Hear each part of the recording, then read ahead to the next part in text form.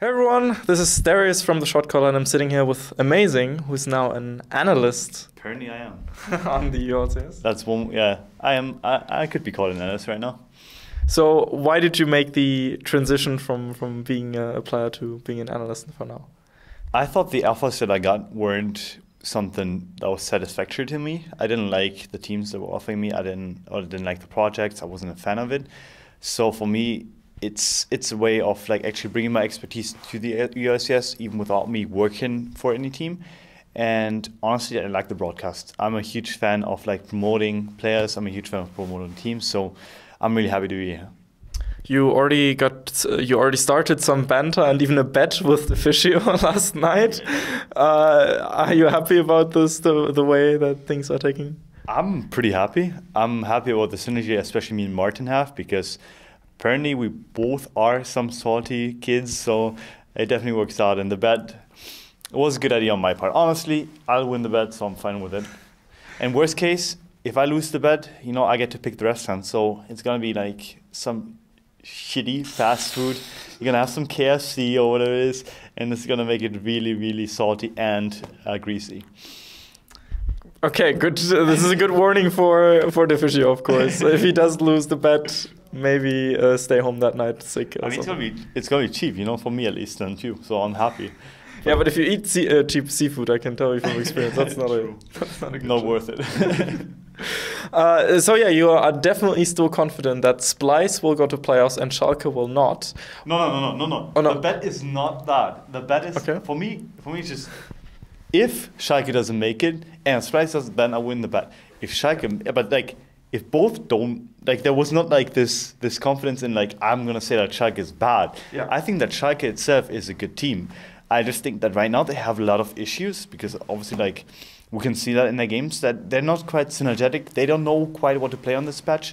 But I do think that they're a playoff team because in my head it's still Misfits 100%, it's still Fnatic, it's GTO, it's Schalke, it's Splice, and then the sixth spot is like Vitality, most likely, if I didn't mention them already. I don't remember. But yeah, anyway, like they're core teams and Schalke is one of the core playoff teams and I don't expect that to change. Okay. I mean, yeah, that was part of the bet that if both make it, then no worries. But right now, it looks more, if you look at the current standings, it looks more likely that neither of those teams make it instead of both. Yeah, I don't know what's happening. I'm really interested. I'm a huge fan of the Splice lineup. Like I'm not making a secret out of it.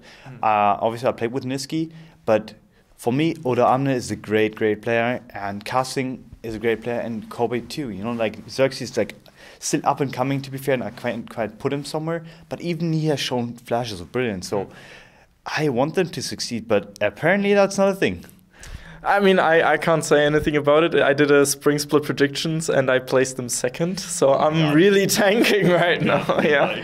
Also because I heard fantastic things about Peter Dunn, but that was also from a lot of Brazilian fanboys and stuff. So maybe, I mean, he's smart. I had a conversation with him about their pick ban. Obviously, I can't reveal too much, but the reasonings he gives are so intricate that I don't even think about that. I'm just generalizing. I'm like, this champion is good, that's why I want to pick it. And he's like, this champion is good because we have this X going for us and this scenario. And I'm like,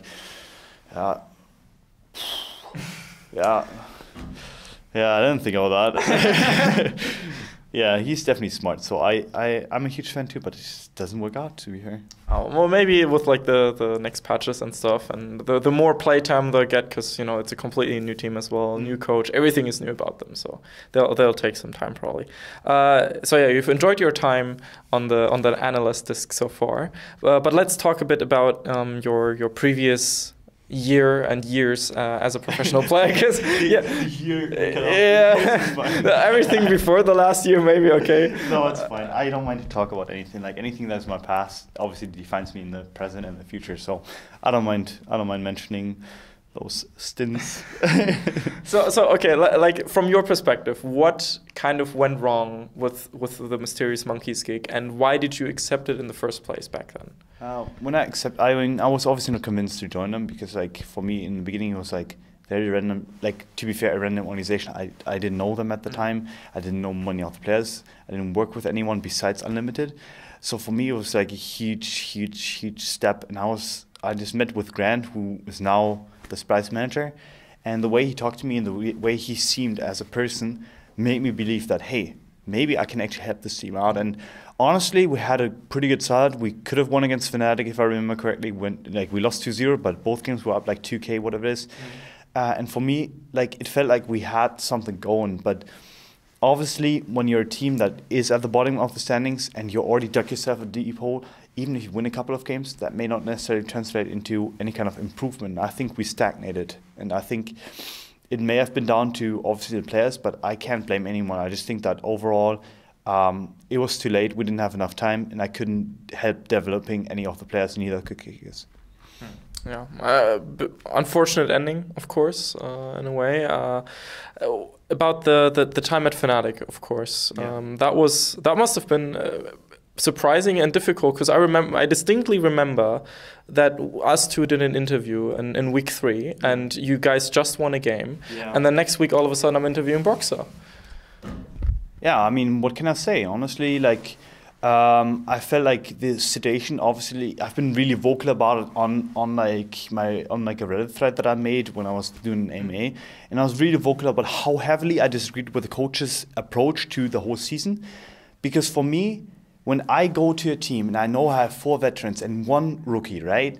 For me, the approach is, hey, let the veterans take over, coach the rookie, and make him part of the team. But the coach's approach was a bit different. We basically had to force the other 4 members to become part of the rookie.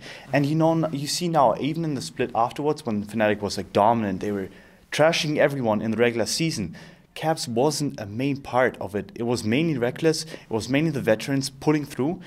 And that's the kind of synergy that you build up by just playing. And I think the way that the coaching staff approached it was completely false. And I'm kind of happy that now Caps has the ability to actually grow with the team instead of being like having anyone forced around him, because he's still a kid. He's still 18 only, and he was 17 when I worked with him. I was 22 at that point, and 23 respectively.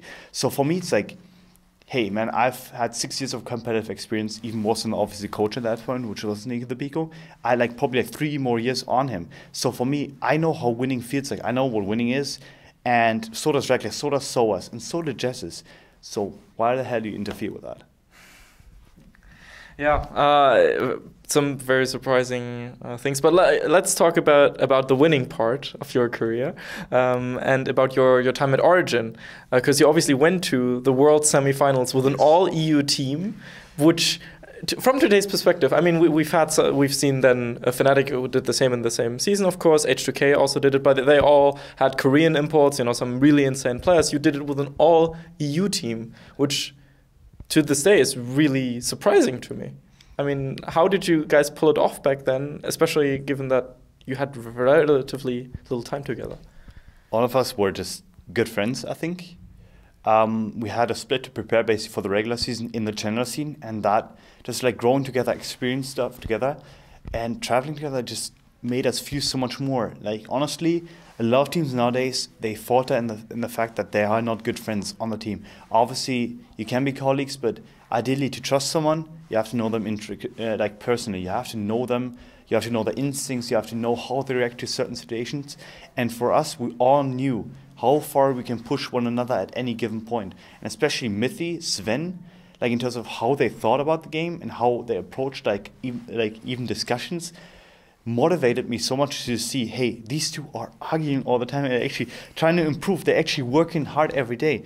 And after coming from TSM, I was known, I had that culture already in me too, where I had to work hard every day to feel good about myself. And I think that's how it's supposed to be. And I feel like for us, we all knew how far we could push one another. We were all good friends. And it was more of a journey. It was more a natural journey than it was actually something that was forced. And I think a lot of teams nowadays try to force success. For us, it was we had this drive, and it was just natural for us to progress. And I think that's what made it special.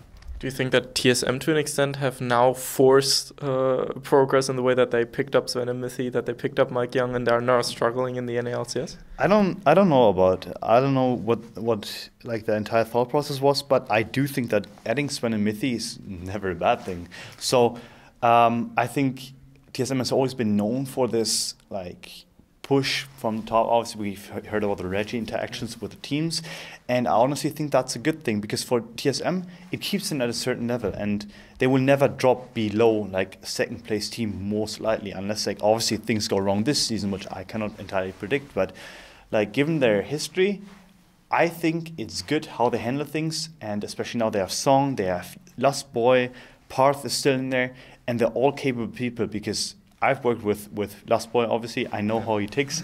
And this guy is, you know, to this day, I still, out of all the players on that team, on the roster, like, I suppose I miss him the most, because for me, this guy just brought so much happiness and, like, still, like, proficiency to the team, that was something I inspired to be for other teams afterwards, because I was like, hey, you don't always have to be like this dick that argues with everyone, but you can be someone that can actually like just progress naturally and make it work. And I think that influenced a lot of my play on Origin 2, where I was like not as argumentative, or whatever that word is. I wasn't arguing as much, but I was still like trying to figure out, hey, what do I have to do for us to be better? What do I have to do for us to win? And I think that's what drove me as a player afterwards, partially.